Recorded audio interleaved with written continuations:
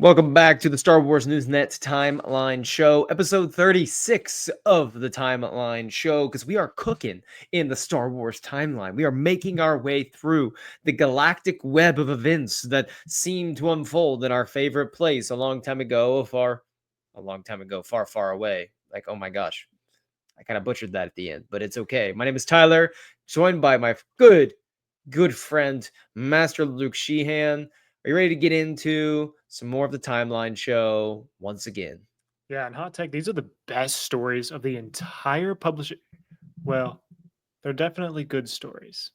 Maybe not the best ones we've ever heard, but If they're I had to definitely pick worth your one time. book to take home with me on a deserted island, I'm picking Starlight Stories. That's where we're at today. We're talking about Starlight Stories here. The story called Go Together from Charles Soule. It's a part 1 and part 2. If you're interested in this, it's just a nice little book similar to Tales of Enlightenment that we talked about several months ago in the Timeline Show. It's very similar to that. And then we're also, disclaimer, on the thumbnail here, we're also talking about The Gaze Electric, Tales of Villainy number 6, Gaze Electric, Star Wars Adventures. We're actually not talking about that because the omnibus, let me show everyone the omnibus. I kept it, I brought it back. So the omnibus for the High Republic Adventures comics, I did not realize that the omnibus, the prologue that is in there, is actually the Gaze Electric. I saw the Gaze Electric title. I just didn't think anything of it. I didn't realize that that was Tales of Villainies number 6 because I hadn't read that yet, even though I actually had read that. And I decided to break that down last week or 2 weeks ago on the Timeline Show on episode 35. So if you want to know a gist of what happens in that very short issue, just go back, listen to episode 35 of the Timeline Show, and you'll get your Tales of Villainy, Gaze Electric, everything. So Luke, we're just going to dive into Go Together from Starlight Stories, and that's just going to be how we do this today, which is fine because we're going to let Charles Soule cook. It's absolutely beautiful because neither one of us had any idea that the story in Star Wars Adventures number 6 was actually also at the beginning of the omnibus. I don't own the omnibus. I hadn't even read issue 6. I haven't read any of actual Star Wars Adventures. You know what? But I laugh at that, but we're here on the Timeline Show. The amount of reading and knowledge we have of the timeline because of how much we put into every single story. dude, There are obviously going to be stories we have not read yet until the time of the show comes. Like there's going to be a novel at some point that I have not read, and I'm gonna have to go read it for the first time it's gonna right be Alphabet before. Like Squadron. it's gonna be alpha. That's you're right. It's probably what it's gonna be. Let's be honest. Actually, Mission. I don't think I realized this. I don't think I've read Mission to Disaster. Are you serious? I was looking through our future episodes planned, and I saw like Mission to Disaster, and I realized I missed that in the first phase of Hyrule. I missed that, and I was thinking to myself, how did I miss a Vernestra Row story? That's a I Vernestra Rose was story. I was stunned. I'm like, how did I have this gross oversight? And so I believe the book is supposed to arrive soon. I ordered it like a couple days ago on Amazon, so I'm looking forward to that arriving. But I was sincerely, like, I was shocked. I was shocked that I had missed that. I was upset at myself. I I hope. had to revoke my president's I was gonna say. stepping down as president of the fan club until that book is completed. I was gonna say, like the fan club does not fault you for this. We know you've read everything. We're still reinstating you as president of the Vanessa Rowe fan club. But also, I just wanted to say we're peeling back the curtain. Okay, you see this whole timeline down here. We haven't actually read every single thing yet, but I promise you, we will. We will. So Go Together, I'll give you my spiel here from Go Together, and we'll give a little bit of a rundown as always. So Go Together from Charles Soule basically follows two very minor characters from The Light of the Jedi and from some of these novels, but it's really nice that these two minor characters, Joss and Pika Adrin, or Adrin, right? That's Yes. how I say it. Joss and Pika So Adrin.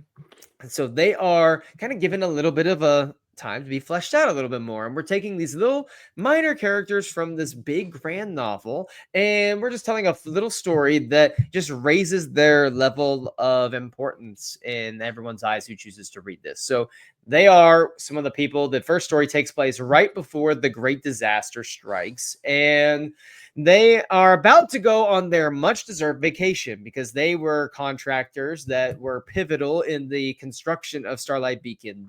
Without them, it would have been behind schedule. It wouldn't have got done. It would have not been done well. They are like expert contractors. They build things, they manage projects, and they're very innovative and come up with creative ideas and solutions. And they're about to go on their well-earned vacation when Pika notices like a little bit of a discrepancy in some of the readings on her data pad and says, Joss, we got to go check this out. This is minor little power fluctuation. You can barely even notice it. Oh, we got to go check this out. And he's like, oh my gosh, can we just He's go like, on just leave vacation it. already? Just come on. But he's like, all right, let's go. And she leaves and she just knows he's gonna follow. Like that's what he's gonna do. But they go and they get distracted by some Jedi along the way. We'll talk about them in a moment. But ultimately, they get to the power problem, and it has been escalating as the time has gone by to where they are seconds away from this causing like a whole cascade power failure on the Starlight Beacon that could potentially be like eventually like we have to evacuate the station kind of disaster. And they realize that some of these circuits were out of line, bypassing all this technical jargon.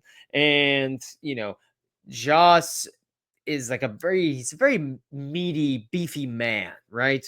And so he can't quite get his arm inside to maneuver the tools where they need to go. But it's a beautiful moment where he helps guide, pick his hand, and works their magic to save Starlight Beacon. And the final line is like, it doesn't really matter if we survive this or not, because it could have killed them if this explosion did go off while they were there, because what mattered is we would go together. So that was part one. It was very quick and easy, and as soon as that they saved that little bit, it was right after that where they get called in and it says they're about to go on vacation, and they find out that there's this disaster on Hetzel that's taking place, and they need volunteers to go and assist with this great disaster. And of course, the best part is they go and they ultimately are pivotal to saving lives in the Hetzel system. So Luke,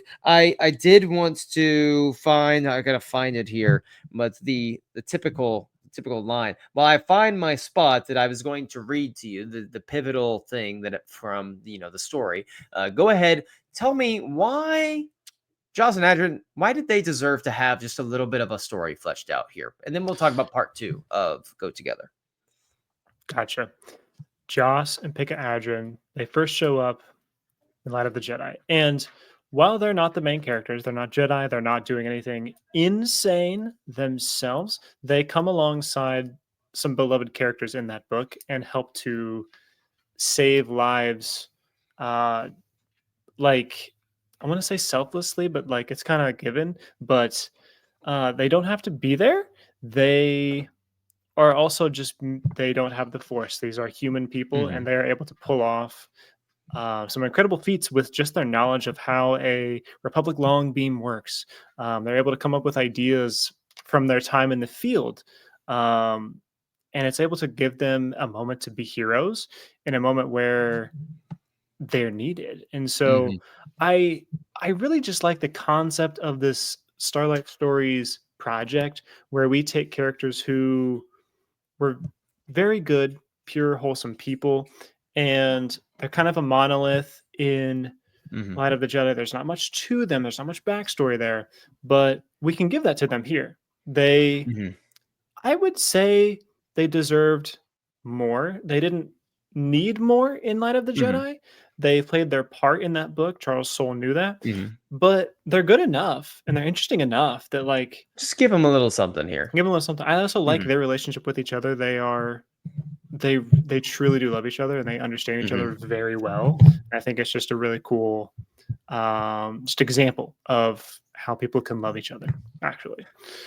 So, interesting thing here. My favorite part about this was at the very end when they find out about the great disaster that's happening. And they are like, when I think about this from a real world perspective. If you have worked so hard on a project and you are finally at the point where you and your significant other have worked so hard on something, you've put hours and hours, you've been, just absolutely the wear and tear of this project has to be wearing you down. You're on the brink of a well-deserved break, a vacation. You're finally going to get some time off, and then boom, you're sucked right back into something else. Like, they have this opportunity. They don't have to go. They're asking for volunteers to go assist with, this. They could easily hop on their ship to go on their vacation. But, the thing here was, as soon as they found out about all of this chaos, Joss immediately says, we have to see if we can help. And it says Pika didn't even try to dissuade him. They could both fly a ship. And they had all sorts of training that could be useful in a crisis. She just nodded, said, I love you. Let's go. That to me is Star Wars. That's Star Wars. Just picking up your stuff Absolutely. and helping people in need. Like that's Star Wars. Even when it's inconvenient to you, you still know that that situation needs you more than it needs anyone else. And a couple of other like fun notes here before we wrap it up. They do encounter some Jedi in this as they are making their way to try to fix this power surge. They encounter Avar, Elzar, Teami, Buri, Mikhail Sudanami, and Nib Asik. They encounter all of them. And the supervisor of like the whole station is trying to get the two of them to come with them to like the hangar bay, but Joss and Picker are like, we have to go fix this power surge. They're freaking out about it, like, but they're gonna get outed in front of all these Jedi. But Burry, being so in tune with people's emotions, like understands that, he feels like some stress and some tension here. He doesn't necessarily know what's going on exactly, but he knows it's important and it's stressing him out enough where they need to leave. So he just kind of mutters something to his master Nib, and she says basically like, they've done enough for the station, let them go off. And I thought that was a beautiful way to introduce more of Burry's like attunement to other people's emotions and how he's able to pull people out of stressful situations too. That is his specialty, especially in Light of the Jedi, that he can sense there's people in crisis on board the legacy run, and so they don't blow it up. They don't kill those people. They actually rescue them. And also, I like that there's a subtle difference between the Force being like this mind reading tool. It's not that. It's that Burry, he doesn't know what they're thinking. He doesn't know what's going on, but he knows enough to know that these people are in stress. They don't really want to be here, so I can help them not be here. I can actually help them out with my ability. I like his empath abilities a lot. Burry is such a great character. Yeah. Such a great character. And so part 2 follows them post hyperspace disaster, post Battle of Kur, where they destroy Kasav's fleet, which we see in Light of the Jedi. And now they have pretty much been finishing up. They had the Starlight dedication ceremony, which they indulged in quite a bit, just like, a lot of other people, including some of our favorite Jedi, so to speak. Mr. Elzar, man, I'm looking at you, sir. And they get called in to a meeting with some of the most powerful people in the galaxy. Chancellor So, Admiral Krenara,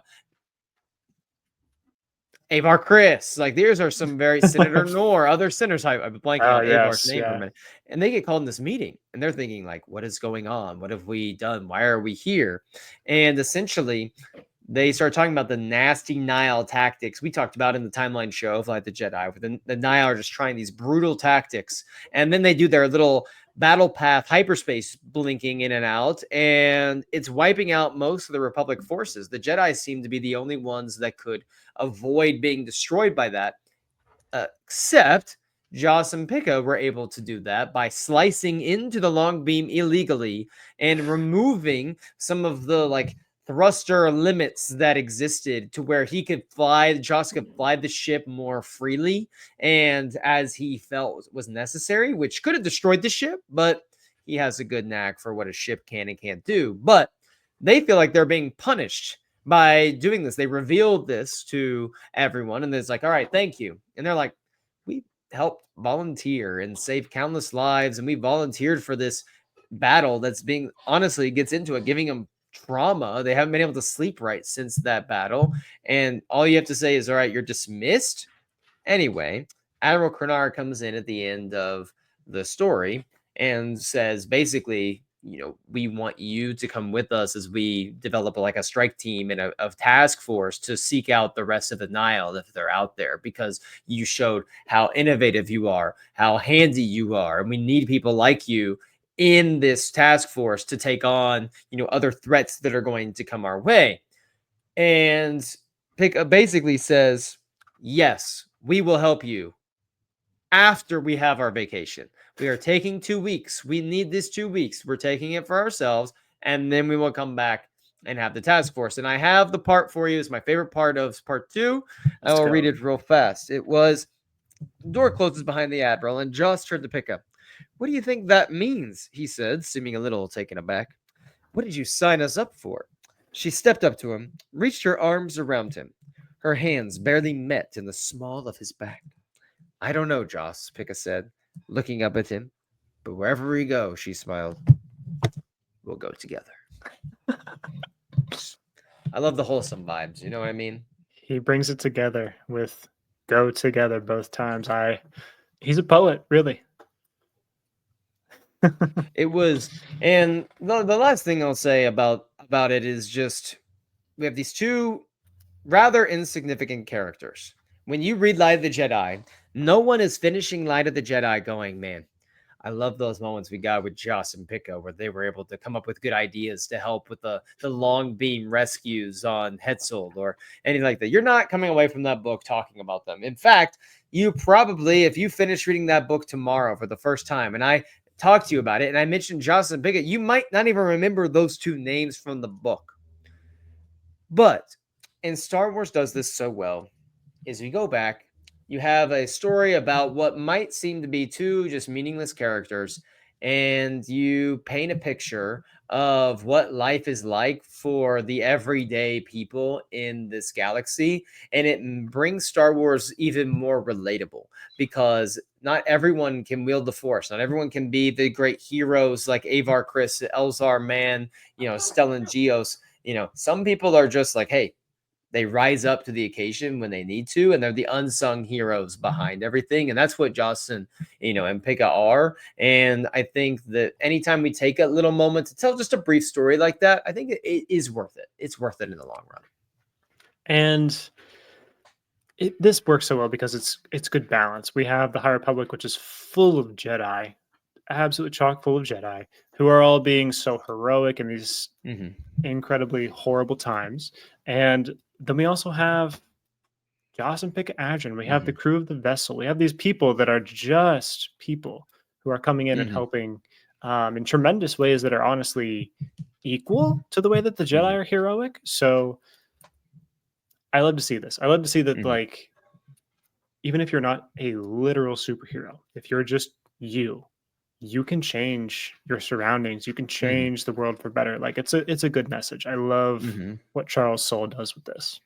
And also Joss just giving absolute, like, I don't know how to say this. He's like just being really snarky with some of the most powerful people, like really blunt and almost a little bit. There's not a lot of tact when it comes to Joss when he's talking with these people, and Pick Up multiple times is like grimacing, like, oh boy. So I love that. I love that aspect of it as well. Like, these are just real people. They're gonna tell you how it is in their mind. They're not gonna just beat around the bush, so to speak, of what they're actually feeling and thinking. So it was a good little story. We'll be back to some Young Jedi Adventures next time. Be sure to check out Star Wars Newsnet on Apple and Spotify. Give us a follow there. Leave us a little 5-star review. That'd be great so we can keep bringing you more podcasts like this. Check out the Star Wars Newsnet live show every Thursday, 10 o'clock Eastern time. I say this a lot, like, check it out, but I really think that our episode on Skeleton Crew and the discussion that we had is really good. I think it's really solid, fun, lighthearted. We keep it real, but we have a really good time talking about Skeleton Crew. I think you'll enjoy that as well. Maybe we'll try to get a few like clips snipped to put on social media this weekend just to give people a little taste of some of that. I think that'd be great. Let's check that out. No Monday pod this week. Sorry, that's 2 weeks in a row. I apologize, but I will not be able to record one before, but we should be able to record some moving forward. I have a couple of fun ideas that I'm going to pre-record. So news on that will come later. Check out Star Wars News Net for all of your Star Wars news, updates, everything. Like and subscribe to the channel. We will see you next time, Luke. And what do we need to remember, Luke? We need to remember that we are all the Republic. And we'll see you next time.